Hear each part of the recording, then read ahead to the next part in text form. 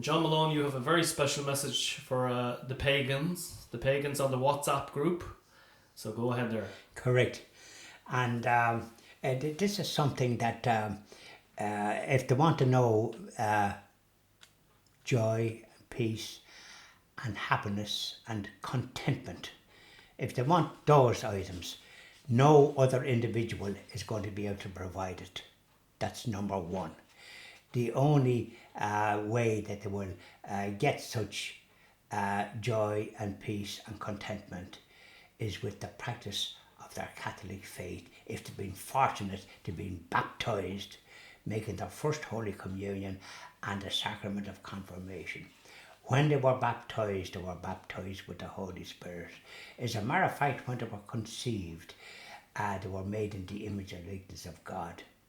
Now, you don't hear this message from the pulpit. You don't hear it sometimes from parents. Parents are so preoccupied with the cares of their work and their day and this, that and the other, that they neglect the most important thing, which is the saving of their soul, which is not just to deal with being a very holy individual and exuding that type of atmosphere, but it's so important for young people that are so lost that they will not find it from anyone or anything or any substance, be it alcohol, drugs or any other substance.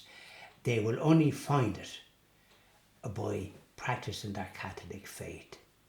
I just give one little example that I read and that I know. We were fortunate that we were taught these things in school.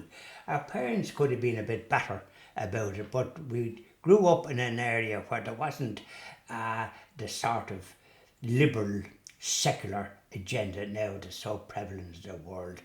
And young people, young girls, young men, all these people are at risk from losing their souls. I just read this small little bit. My beloved children, faithful followers of mine, it is the Lord who speaks. Don't cringe your necks and your mind at this. Listen, for goodness sake. Come to the bosom of the Holy Trinity, children of the Father, redeemed of the Son and temples of the Holy Spirit. Did you realise you're a temple of the Holy Spirit? I bet you pound you didn't. You've so much other stuff in your mind that that's the last thing that you think about, but it should be the first thing you should think about. And then come rest your weary hearts and hours. No point in putting your heart into this, that or the other. Do your work and do it well as best you can, and respect your parents as best you can. Honour them. Come away from the world. Let go of all worldly thoughts and concerns now, and open your ears to listen, your hearts to receive the living word of your God, the word alive and active, reaching and touching the core of your being, your very soul. Now, it won't come just because you wish it. You first of all have to say a few prayers. You need to visit a Catholic church if you're fortunate at being baptised a Catholic. Visit a Catholic church. Don't expect your friends to sort of say, oh, that's lovely, I do that as well. You find that they don't. They can be very bad news to the practice of your Catholic faith. So do it quietly. God in heaven knows that you're doing it. So do that, number one. Nourish it. If you don't nourish a flower that you plant in the ground, it'll die. If you don't nourish your soul, it'll die also. And you're at terrible risk.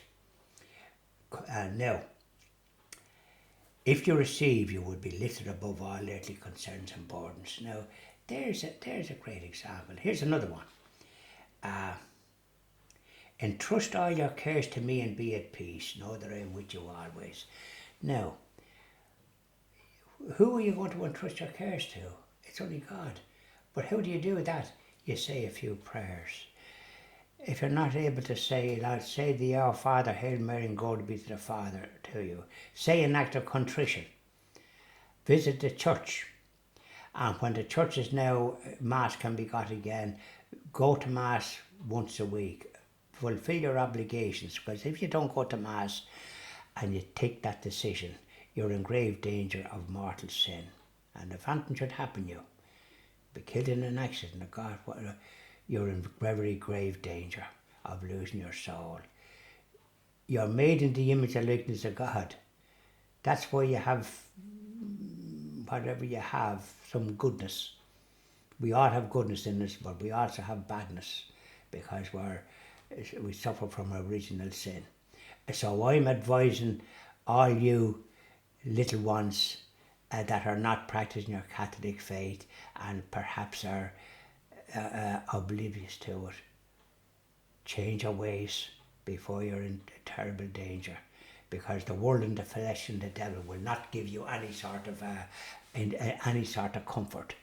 If you want comfort, say your prayers, visit the church, and go to Mass once a week at least. Thank you very much, John. You're welcome. I hope